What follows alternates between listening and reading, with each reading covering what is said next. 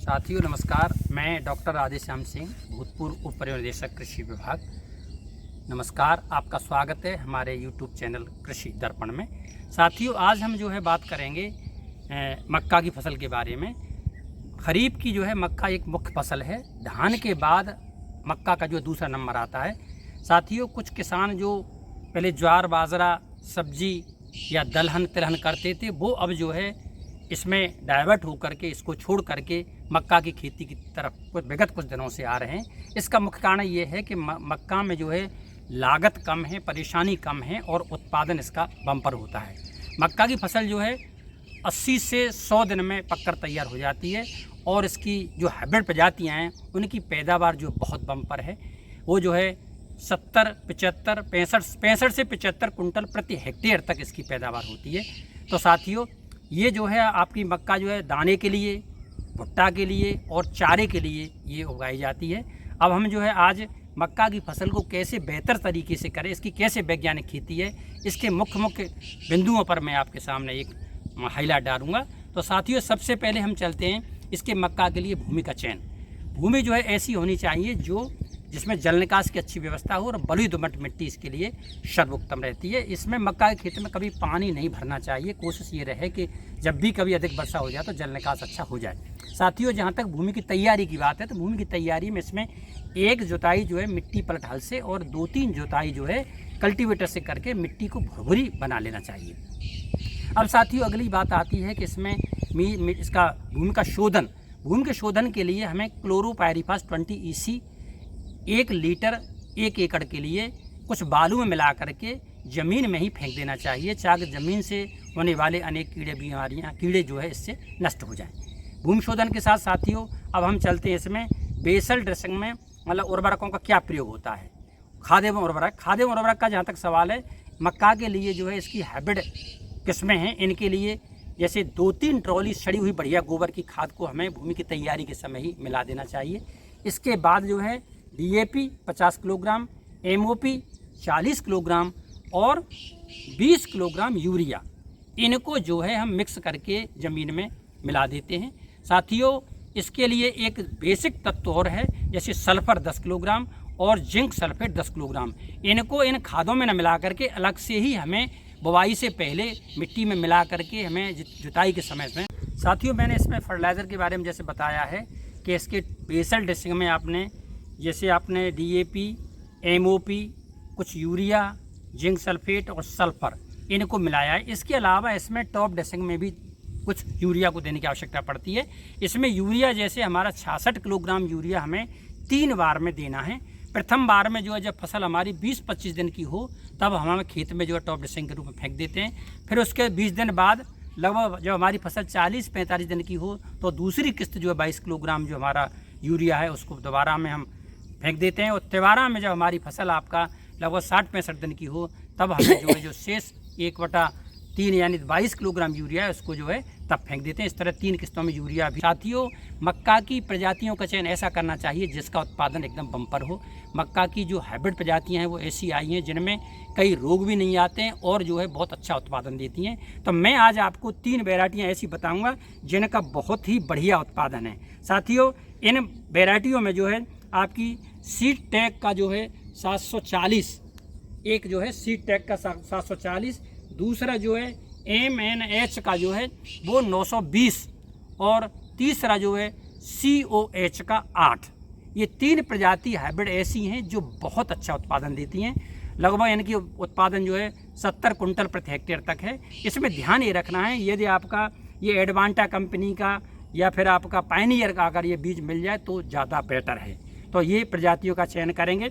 अब साथियों, बात आती है इसकी बीज शोधन की। बीज की मात्रा इसमें 1 एकड़ में 8 से 10 किलोग्राम लगती है और चूँकि हाइब्रिड वैरायटियाँ हैं तो इनको बीज शोधन की आवश्यकता नहीं पड़ती है। ऑलरेडी ये वैरायटियाँ जो हैं ट्रीटेड आती हैं। साथियों, जहाँ तक इसकी बुवाई की विधि की बात है, बुवाई की विधि हमें हल्के पीछे कुंड में भी कर सकते हैं या फिर हमें इसकी मेड़ बना करके भी कर सकते हैं।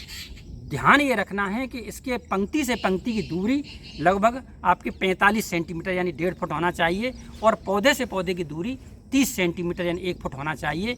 बीज हमें जो है 3 से 3.5 सेंटीमीटर गहरे जो है हमें अंदर गहराई में गाड़ने हैं। इस तरह हमने इसकी बुवाई कर दी। साथियों, बुवाई के बाद अब हमें आती है इसका खरपतवार नियंत्रण। खरपतवार नियंत्रण वैसे मक्का में जो है किसी तरीके से निराई गुड़ाई करना ज़्यादा बेटर रहता है, लेकिन फिर भी इसमें अनेकों खरपतवार होते हैं। उसके लिए हमें ध्यान ये रखना है कि जैसे बुवाई के 48 घंटे के अंदर 1 लीटर पेंडामेथिलीन और उसमें 600 ग्राम एट्राजीन, इनको मिला करके हम स्प्रे 200 लीटर पानी में बढ़िया तरह से स्प्रे कर दें जर्मिनेशन से 48 घंटे, बुवाई के 48 घंटे के भीतर। ऐसा करने से ये खरपतवार नहीं आते हैं। साथियों, यदि फिर भी अगर कोई दिक्कत आ जाए तो एट्राजीन जो है इसका छिड़काव हमें जो है लगभग फसल हमारी 15-20 दिन की हो उस समय पर्याप्त नमी में हम एट्राजीन का अगर प्रयोग करेंगे तो हमारे खरपतवार में समस्या नहीं आएगी। साथियों, अब इसमें बात आती है जल प्रबंधन की। इसमें वर्षा ऋतु में पर्याप्त जैसे सिंचाई यदि बहुत ही सूखा पड़ गई तब हमें थोड़ा सिंचाई उसकी आवश्यकता के अनुसार करनी है। ध्यान ये रखना है कि मक्का अमूमन जल भराव को सहन नहीं कर पाती है, तो जब भी कभी वर्षा अच्छी हो जाए तो उसको पानी की जल निकासी इसमें समुचित होनी चाहिए। साथियों, अब इसमें एक टेक्निक ये और है कि मिट्टी चढ़ाना। जैसे कि मैंने बताया 1.5 फुट पर लाइन होती हैं, तो इसमें बीच में जो है मिट्टी पलट हल से किसी तरीके से जैसे मिट्टी हम चढ़ा देंगे तो ये मक्का की फसल जो है गिरती नहीं है तो इसका उत्पादन जो है अनुकूल होता है। तो साथियों, ये ध्यान रखना है। अब साथियों, इसमें मुख्य बात जैसे कटाई मड़ाई की है, तो कटाई मड़ाई में इसमें ये ध्यान रखते हैं कि जब हमारा जो मक्का की भुट्टा को ढकने वाला जो मतलब परत है वो 75% पीला पड़ जाए, यानी सूख जाए, पीला पड़ जाए, तो हमें इसकी तुड़ाई करके हमें जो इसके जो मक्का की भुट्टिया के जो मतलब वो पत्तियां हैं उन पत्तियों को अलग करके धूप में सुखा लेना चाहिए। और सुखाने के बाद या तो हमें हाथ के द्वारा या फिर मशीन के द्वारा इसकी मतलब दाने अलग कर लेते हैं। तो साथियों, ये आपकी कटाई मड़ाई हो गई। उसके बाद अब इसमें जैसे कीटों में साथियों इसमें जो है कई कीट लगते हैं, थोड़ा ध्यान ही रखना पड़ता है। जैसे एक आपका जो है आपका इसमें लगता है तना भेदक। साथियों, क्या काम करता है, ये तना को काट देता है, तना ऊपर से सूख जाता है, लाल पड़ करके सड़ने लग जाता है। इसके उपचार के लिए हमें कार्बोफ्यूरन 3G का उपयोग जो है 10 किलोग्राम प्रति एकड़ के हिसाब से फेंकना पड़ता है। एक साथियों इसमें लगता है कमला कीट भी हमारे पौधे को काटता है और काटने के बाद पौधा ऑटोमेटिक सूखने लग जाता है। तो कमला कीट के नियंत्रण के लिए हमें जो है यही आपका या तो 2% मिथाइलपैराथियान या फिर 2% मिथाइलपैराथियान 10 किलोग्राम प्रति एकड़ के हिसाब से उसका बुरकाव करते हैं। साथियों, इसके अलावा और भी जैसे पत्ती लपेटक में क्या होता है, ये मक्का की पत्तियों को रेशम के धागे की तरह लपेट लेता है, लपेट करके पत्तियों की मतलब पौधे की बढ़वार रुक जाती है। तो पत्ती लपेटक एक हमारा, इसके बाद जैसे एफिड भी लगता है, इसमें एक सूंडी लगती है। वो सूंडी जो है वो सूंडी के जैसे वो देखेंगे तो उसके ऊपर जो है गड़ार के ऊपर जो है वाई के आकार का उसके हेड पर बना रहता है। तो ये 4-5 कीट लगते हैं। इसके लिए मैं आपको एक पैकेज बता रहा हूँ। इस पैकेज को आप प्रयोग करेंगे तो आपको ये कीड़ों का असर इस पर नहीं दिखाई देगा। पैकेज ये है कि एक तो आप जो है लगभग जब आपकी फसल जैसे क्लोरोपाइरीफास तो आपने किया ये भूमि शोधन, उसके बाद जब फसल आपकी 25 दिन की हो जाए, 25-30 दिन की, उस समय जो है आप जो है कार्बोफ्यूरन 3G का आप इसमें टॉप ड्रेसिंग कर दें। एक बात। दूसरी बात, जब आपकी फसल 40-45 दिन की हो उस समय डाईमेथोएट 400 ml प्रति एकड़ के हिसाब से लगभग 150 से 200 लीटर पानी में अच्छी तरह से स्प्रे कर दें। तो ये जो मैंने आप कीट बताए हैं 5-4 तरह के, इन कीटों का कोई भी असर फसल पर नहीं गया, फसल सुरक्षित रहेगी।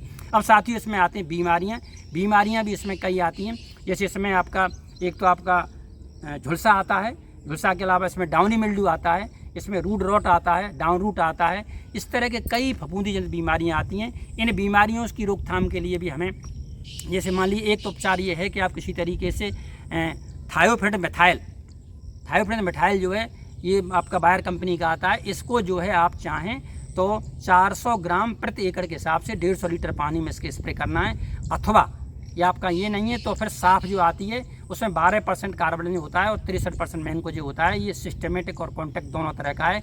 इसको भी आपका 300 ग्राम प्रति एकड़ के हिसाब से और आपका 150 लीटर पानी में मिला करके इसका छिड़काव करने से हमारा कोई भी फफूंदीजनित बीमारी नहीं लगती है। तो साथियों, ये मैंने मक्का की फसल के बारे में आपको महत्वपूर्ण जानकारियाँ बताई। साथियों, यदि मेरी वार्ता आपको अच्छी लगी हो और चैनल में पहली बार आए हों तो चैनल को सब्सक्राइब कर लें। मैं इसी तरह की ज्ञानवर्धक जानकारियाँ आपको समय समय पर देता रहूँगा। तो साथियों, धन्यवाद। जय जवान जय किसान। नमस्कार किसान भाइयों।